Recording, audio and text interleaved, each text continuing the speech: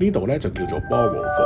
咁喺1943年嘅7月6號咧，打緊第二次世界大戰嘅時候咧，德國就為咗報復阿爾巴尼亞游擊隊對於佢哋嘅襲擊啦，咁就喺呢度屠殺咗107個平民嘅，咁所以前面有個紀念碑。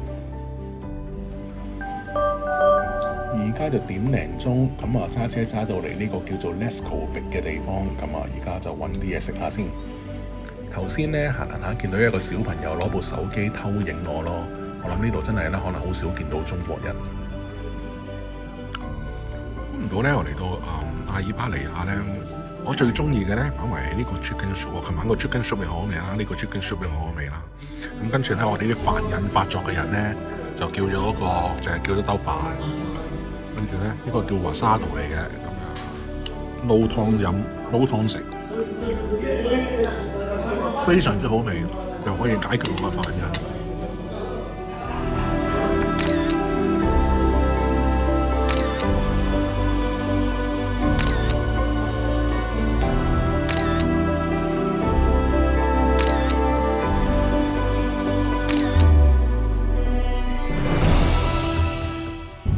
哇！呢條路算唔算係路嚟㗎，大佬？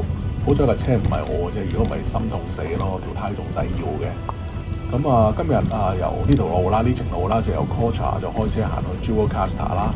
咁距離就唔係好遠嘅啫。咁但係 Google Map 咧就話要揸成4個幾鐘頭，我都奇怪㗎啦。咁而家睇到呢條路咧，就開始覺得唔係好奇怪咯。咁當然唔係成條路都係咁樣啦。咁但係或者係又有啲羊阻住條路有碎石咁，都幾會慢啦。今日由呢個 Cocha 去到呢個Jurwakarta，其實佢個直線距離咧就大概係50個 mile 咁上下嘅啫。咁有幾遠咧？即係由 Downtown Manhattan 紐約嘅 Downtown Manhattan 去到 Toms River 啦，又或者由香港嘅尖沙咀去到東莞咁上下嘅啫。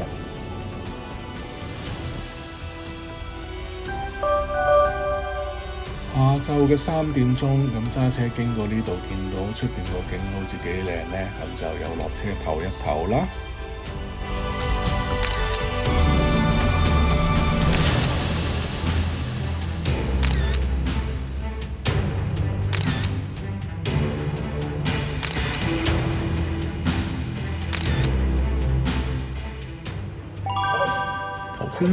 頭先影相嗰陣時咧，見到呢度鐵橋，咁所以揸到落嚟咧，就落嚟呢度鐵橋度睇下啦。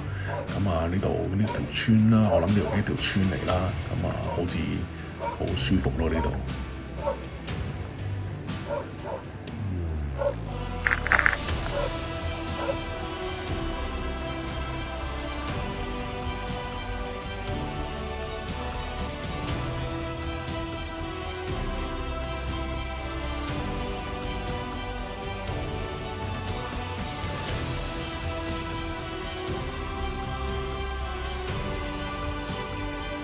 係咯，我都奇怪，佢冇可能過得到嚟㗎。又一架嚟咯，但係佢哋過唔到嚟嘅啫。唔係因為前面嗰度過唔到，而係頭先我研究緊呢幾條纜喺呢度，架車點樣過得到咧？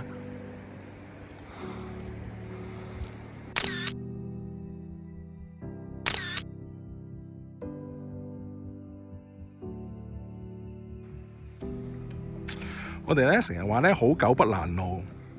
頭先咧咪對面嗰隻狗喺度企喺度望住我嘅，可能佢又諗緊同一樣嘢，好人不攔路，做乜阻住我條路？我企喺河嘅對面，跟住咧我一走咗咧，隻狗就行過嚟啦。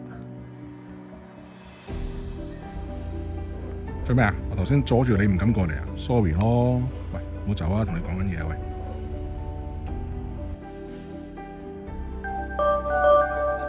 而家咧就4點鬆啲，咁揸車經過呢一個叫做其實我唔知讀得啱唔啱啊 Calgary 唔知讀得啱唔啱啦。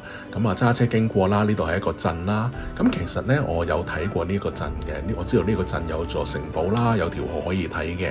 咁但係依家見個天咁樣嘅狀況，天陰陰咁樣啦，又就嚟天黑啦。咁我諗我 hea 一 hea 之後咧，都係繼續上路啦。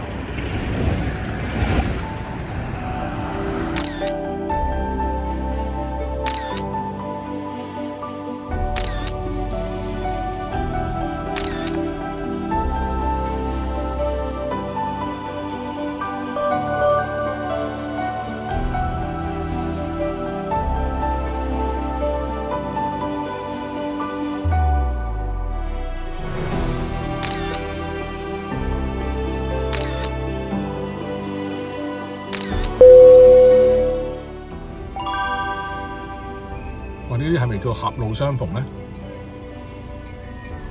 但係頭先個警察又冇叫我停喎，佢應該個警察咧係喺個橋對面嗰度咧守住，即係淨係可以 one way 行嘅啫。咁但係咧佢又冇叫我停喎，可能個警察都見唔到啲滯嘢行緊過嚟啊！我哋又冇燈又冇聲，完全係狹路相逢啊！依家，哇喂！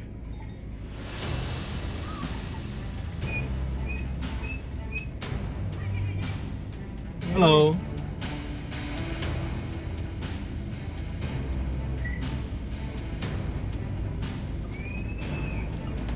好，我而家就喺呢條橋嘅正中間，停啲先。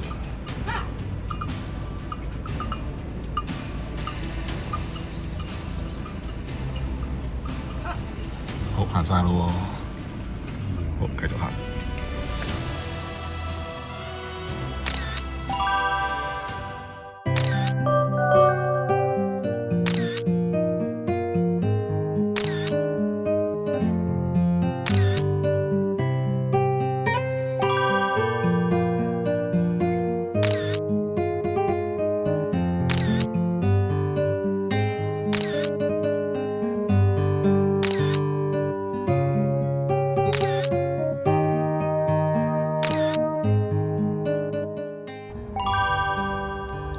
真係神奇！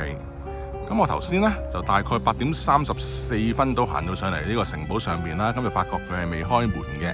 咁我睇個牌啦，個牌就話9點鐘先開門，咁我諗住25分鐘就喺度等一等啦。咁跟住咧，我頭先上嚟嗰時咧超大霧嘅，咁我心諗，哎呀咁大霧咩都睇唔到啦，即係大霧到咧，基本上係連嗰座即係呢個裝修緊嗰度都已經係白蒙蒙片睇唔到噶啦。山下邊嘅屋係更加唔使睇啦。咁我坐喺度睇電話啦，咁睇咗一陣之後咧，突然間望下，咦？點解天清晒？跟住望下下邊咧，原來啲霧就已經散咗咯。其實依家只不過係8點47分，啱啱8點48分，即係只係過咗14分鐘啫。咁嗰陣霧就已經清晒啦。咁而家等開門，希望依家上到去城堡上面嗰陣時，都仲係個天都仲係清啦。哎呀，啲霧又翻嚟啦！依家9點鐘，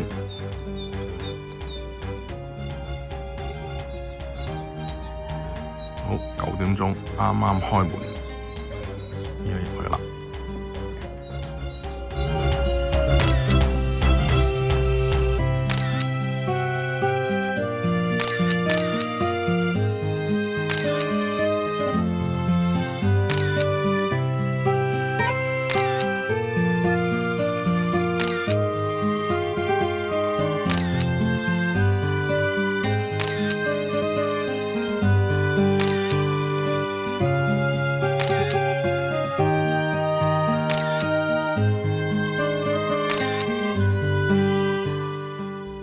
我而家咧就喺呢個 Gjirokastër Castle 裏邊，咁呢一座城堡咧就喺個山上面啦，就可以望晒成個城市嘅。呢一座城堡咧就喺12世紀就已經有㗎啦。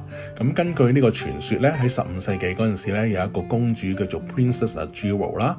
咁當呢個奧圖曼就快要佔領嗰陣時咧，佢就唔投降，咁咧就抱住個 BB 喺呢度跳咗落去。咁但係咧個 BB 咧就係冇事嘅。講翻呢個 Gjirokastër 先啦，咁佢就喺阿爾巴尼亞南部嘅一座城市嚟嘅，最早就可以追溯到1336年，當時咧就係拜占庭帝國嘅一部分，用一個希臘名叫做 Gjirokastër。Gjirokastër 呢度嘅 Old Town 咧就係俾呢個聯合國教科文組織列為世界遺產，就係因為咧佢好罕有地保存咗呢個奧圖曼城鎮嘅特色嘅。